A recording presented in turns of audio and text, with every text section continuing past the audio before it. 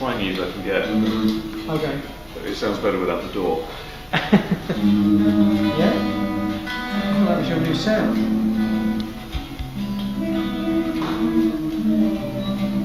Oh no, the Director.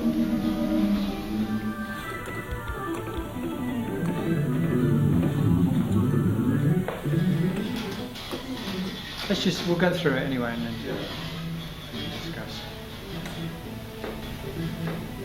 There he is. There's the bass player.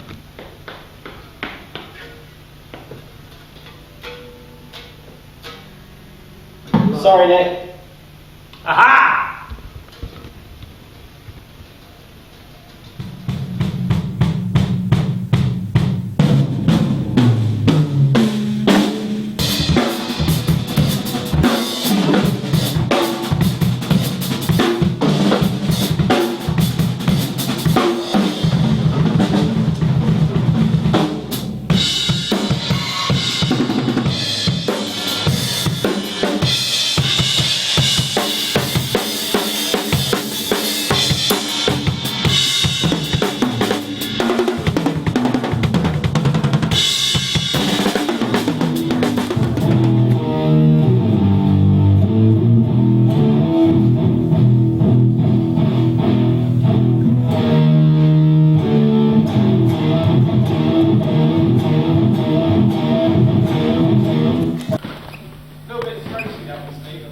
Say again? A bit throaty, that one. I know. It's almost like. The other one sounds good now. Huh? The other one sounds better. When you took the bottom end down, it sounded better. That's the clean channel.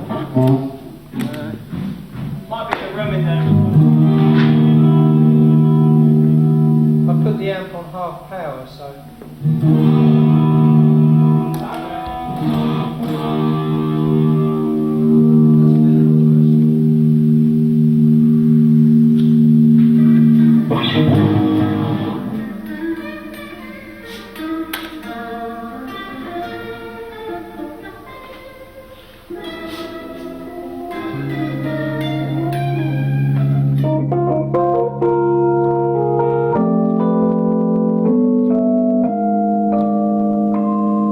So we're on to solo album 4. Give us some insight into the direction you're pursuing for it.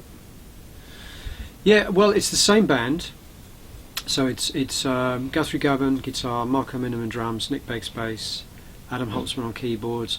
Theo is involved in the record, although less so, and that's no reflection on him. That's simply because I've written less for sax and flute this time, and I think generally this album has probably got much less of the perhaps the jazz, strong jazz element that the last record has.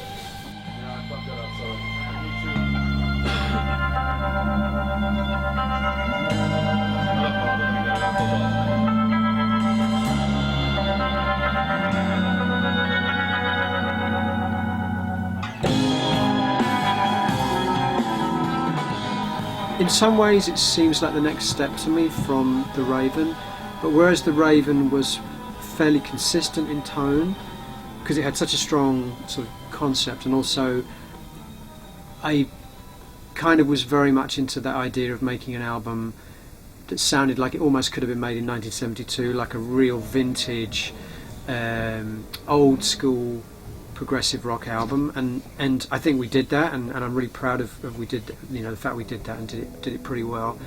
But now I'm looking again to maybe bring in some of the other elements from my musical repertoire, as it were. So we've got electronic music on the album. We've got a couple of real, almost straightforward, for me anyway, straightforward pop tunes.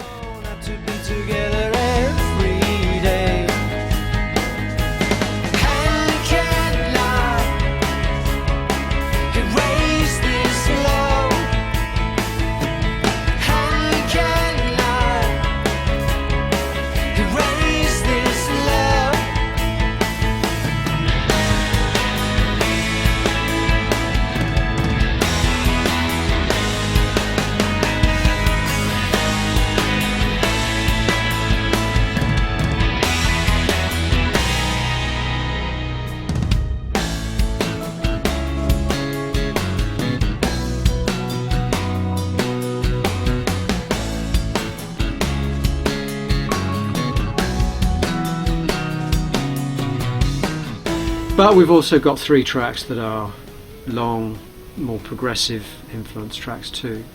So in some ways it feels almost like a combination of all my solo work, and maybe all my work, you know, overall is kind of all somehow represented in this album. But can't ignore the crawl of your decline.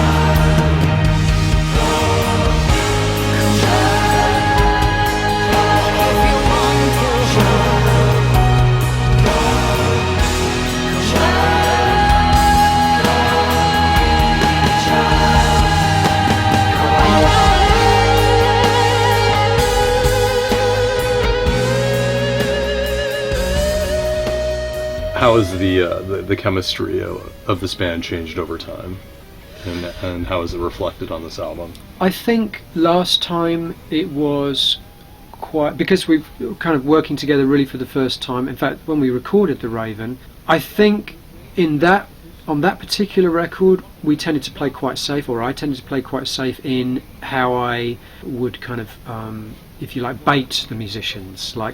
So I just kind of let them do their thing, and I think The Raven in some ways benefited from that approach, because it's a very easy to enjoy a record. It's got a kind of classic rock sound all the way through. There's nothing that abrasive about it. There's nothing that will sort of snap you out of the mood of the record.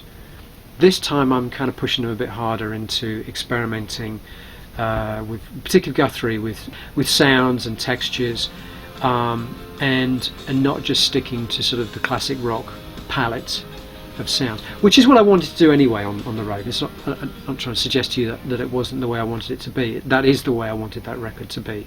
But this time certainly we're stretching out more with the sounds, and that comes from being more familiar with the musicians and what they're capable of doing. So that certainly is a change sonically, I think, pushing people a bit harder to experiment and maybe go beyond their own, expectations. I will love you more than I'll ever show. You only have to say, and the world will slip away from you.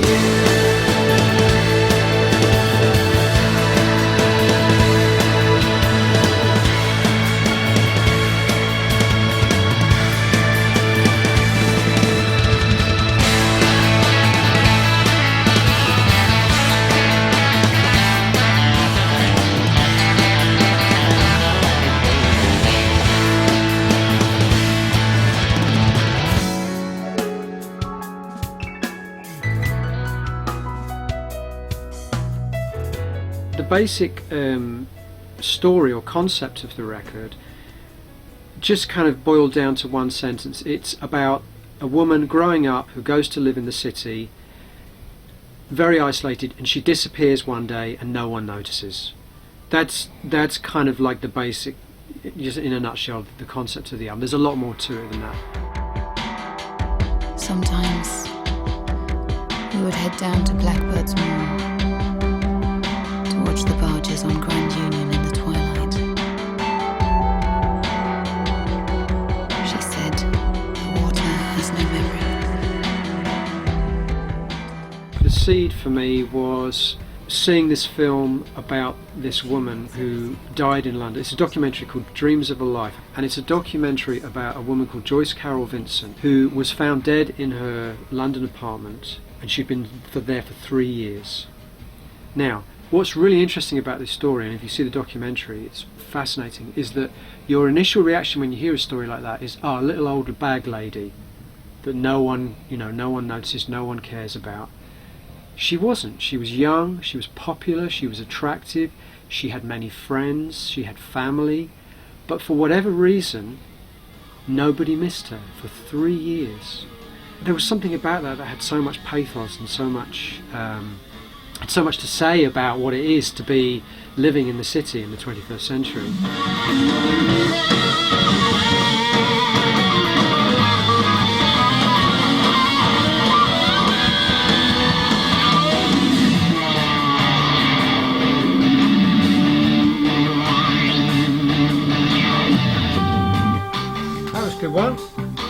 my favourite so far today. And the album's also unique in that you have a strong female vocal presence on it. Yes. Tell me about that and who the singer is. The idea of the album is very much about a woman. It's written from the female perspective, and so for me it was important not only to write from the female perspective but to have a more feminine sort of like voice on the record. So there's a couple of songs where I'm effectively duetting with a fantastic singer called Ninette. Amazing voice, very easy to work with, very inspiring singer.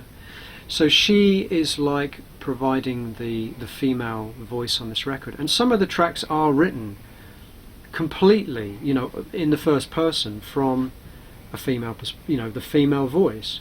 The song Routine, which I mentioned earlier, and also a song called Happy Returns, they are written in the first person. So I felt that it was only logical to bring a female. Not all of the songs. It's kind of like I sing a bit and then she sings a bit, and I'm very happy with it. I wonder what people will make of it. It sounds great to me.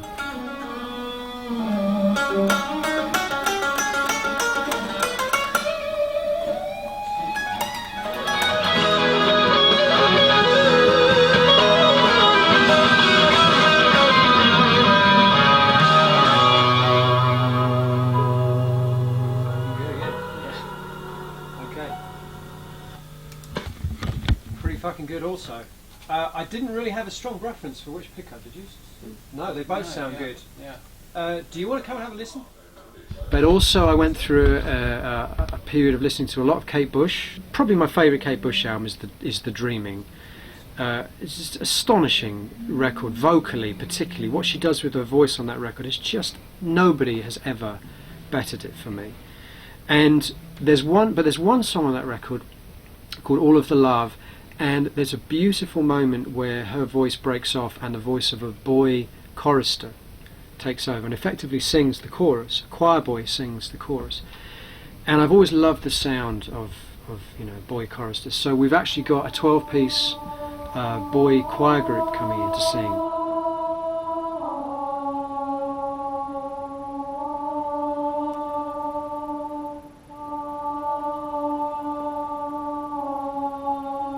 And that's exciting because that's something I've had a choir before, but I've never had that ethereal kind of quality.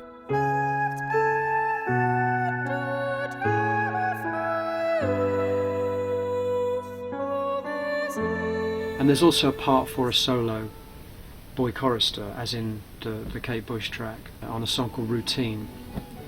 So that's very exciting to me.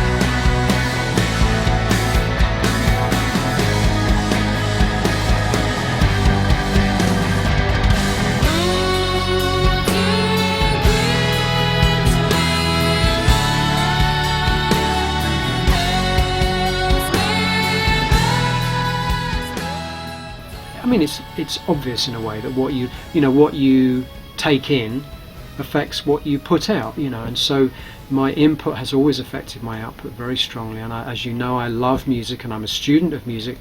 I'm not one of those musicians that, and there are, to be honest, this is probably the majority. Most musicians, once they are in the industry, they stop listening to music. I find this almost 80-90% of the time. Once musicians are professional musicians, they stop taking on new music themselves, and that's never been my experience. My experience has always been that I'm even more curious about music than ever.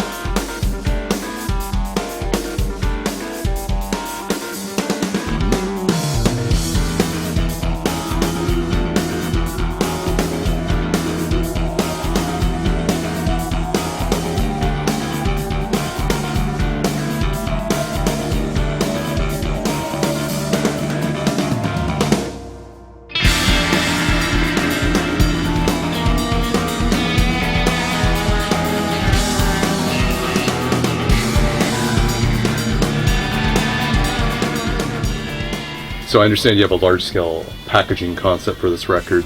Tell me what we can expect. Yeah, it's very interesting to me to see how the special edition, the deluxe edition, has become almost like, you know, a meme in itself. It's like the norm now. And when I started with my first solo record, Insurgentes, it was quite unusual to do the hardback book, the cloth-bound book with the, you know, the large format of the multi-disc. But in the last 5 years, it's become like, it's weird if you don't do that. You know, if you're like a classic rock band or you know, anything, even dance bands doing it now, electronic bands doing it. If you don't do the special edition, you know, it's kind of the anomaly as opposed to the norm. So now I was looking for a way to take things actually up a step, you know, and raise the bar again. And we're doing that in the form of diary entries, blog entries, but also all of the paraphernalia that you would associate with a life. Birth certificates, school reports, Polaroid photographs, photographs of lovers, you know, postcards from holiday. And the difference will be letters, and the difference will be that a lot of these will be loose items. So you will turn the page and there will be an envelope stuck to the page, and you will open the envelope and you will take out the letter and you will unfold it and you will read the letter. So things will be inserted into the book that will effectively be loose. So it's a very ambitious, very expensive thing to do. It's going to be very elaborate, and it will effectively be like a document of a life, somebody's life.